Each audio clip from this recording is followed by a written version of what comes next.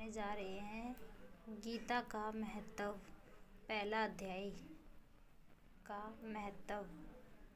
Please ध्यान से सुनना, मन लगाकर सुनना, आपके सभी कार्य सफल होंगे। एक समय पार्वती ने पूछा, हे महादेव जी, जिस ज्ञान के बल से आपको संसार के लोग सर्व कहकर शिव कहकर पूजते हैं, मृग छल्ला ओढ़े, अंगों में शमशानों की विभूति लगाए, गले में सर्प और मुंडों की माला पहन रहे हो, इनमें तो कोई पवित्र नहीं, फिर आप किस ज्ञान से पवित्र हो, वह आप कृपया कर कहिए। श्री महादेव जी बोले, हे प्रिय, सुनो, गीता ज्ञान को हृदय में धारण करने से मैं पवित्र हूँ और उस ज्ञान से मुझे बाहर के कर्म व्यापते नहीं।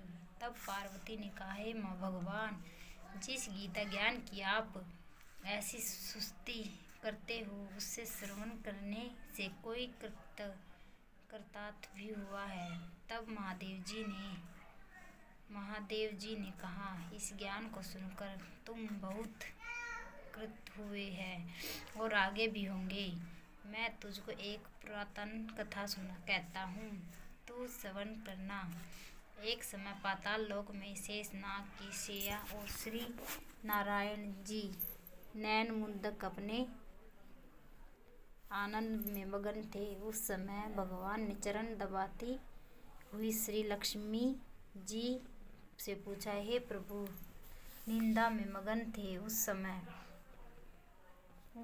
समय पाताल लोक में शेषनाग की शैया और श्री नारायण जी नैन मुद्दक अपने आनंद में मगन थे। उस समय भगवान ने चरण दबाती हुई श्री लक्ष्मी जी से पूछा, हे प्रभु, निंदा और आलस्य उन पुरुषों को व्यापता है जो जीव तामसी है, फिर आप तो तीनों गुणों से अतीत हो, आप तो नेत्र मुद हो रहे हो, यह मुझको बड़ा आश्चर्य है। श्री नारायण जी बोले, हे लक्ष्मी, मुझको निंदा आलस्य नहीं व्यापता। एक शब्द रूप से जो भगवत गीता है, उसमें जो ज्ञान है, उसके आनंद में मगन रहता हूँ। जैसे 24 अवतार मेरे आकार रूप है, तैसे यह गीता शब्द रूप अवतार है। इस गीता में यह अंग है। 5 अध्याय मेरा मुख है, 5 अध्याय मेरी भुजा है, 11वां अध्याय मेरा हृदय और मन है, 16वां अध्याय मेरा उदर है, 17वां अध्याय मेरी जंघा है, 18वां अध्याय मेरे चरण है। सब गीता ने जो श्लोक है सो मेरी नाड़ियाँ है, और जो गीता के अक्षर है सो मेरे रोम है। ऐसा जो मेरा शब्द रूपी गीता ज्ञान है, इसके अर्थ मैं हृदय में विचारता हूँ और बहुत आनंद को प्राप्त होता है। श्री नारायण जी ने कहा, हे लक्ष्मी, गीता ज्ञान को सुनकर तुम बहुत जीव कृतार्थ हुए हैं, सो तू सुन। शूद्र वर्ण एक प्राणी था जो चंडालों के कर्म करता था और तेल लवण का व्यापार करता था। उसने बकरी पाली। एक दिन वह बकरी चराने को वन में गया और वृक्षों के पत्ते तोड़ने लगा। वह सर्प ने उसे डस लिया, जिससे तत्काल उसके प्राण निकल गए। मरकर उसने बहुत नरक भोगे। फिर बैल का जन्म पाया। उस बैल को भिक्षुक ने मोल लिया।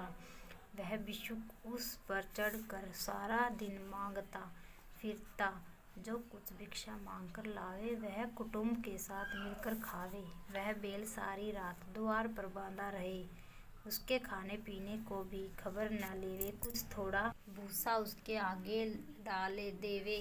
जब दिन चढ़े फिर बैल पर चढ़कर मांगता। फिर कई दिन गुजरे तो वह बैल भूख के मारे गिर पड़ा, उसके प्राण नहीं छूटे। नगर के लोग देखा करे, कोई तीर्थ का फल दे, कोई व्रत का फल दे, पर उस बैल के प्राण छूटे नहीं। एक दिन गणिका आई, उसने मनुष्य से पूछा, यह भेड़ कैसी है? तो उन्होंने कहा, इसके प्राण जाते नहीं, अनेक पुण्यों का फल दे रही है, तब तो भी उसकी मुक्ति नहीं होती।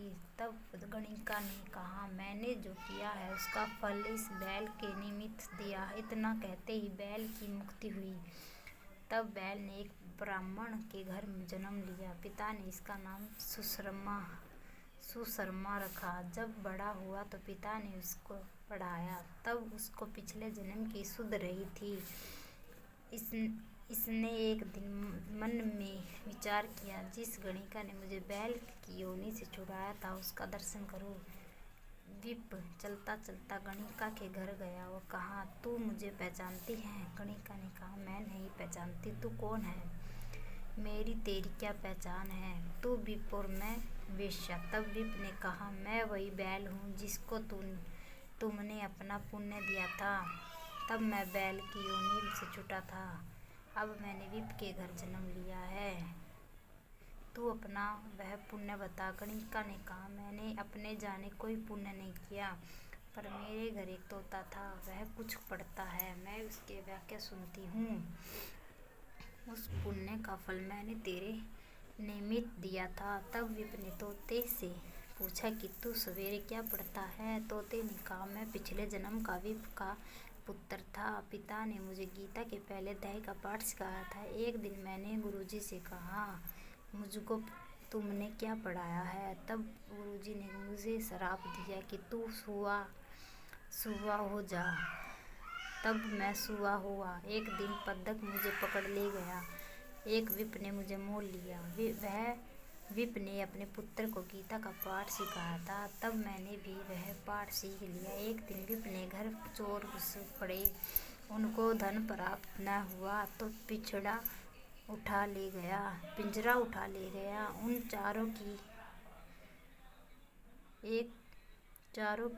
चारों की यह गणिका मित्र थी। मुझे इसके पास ले आए। सो मैं नित्य गीता जी के पहले अध्याय का पाठ करता हूँ। वही गणिका सुनती है, पर इस गणिका की समझ में नहीं आया। जो मैं पढ़ता हूँ वही पुण्य तेरे निमित्त दिया था। सो हे लक्ष्मी, गणिका ने भी भले काम ग्रहण किए। नित्य प्रति स्नान करे और गीता के पहले अध्याय का पाठ करे, इससे उसकी मुक्ति हुई। श्री नारायण जी ने कहा, लक्ष्मी, जो कोई अनजान भर कर भी गीता का पाठ करे, यह श्रवण करे, उसको भी मुक्ति मिले।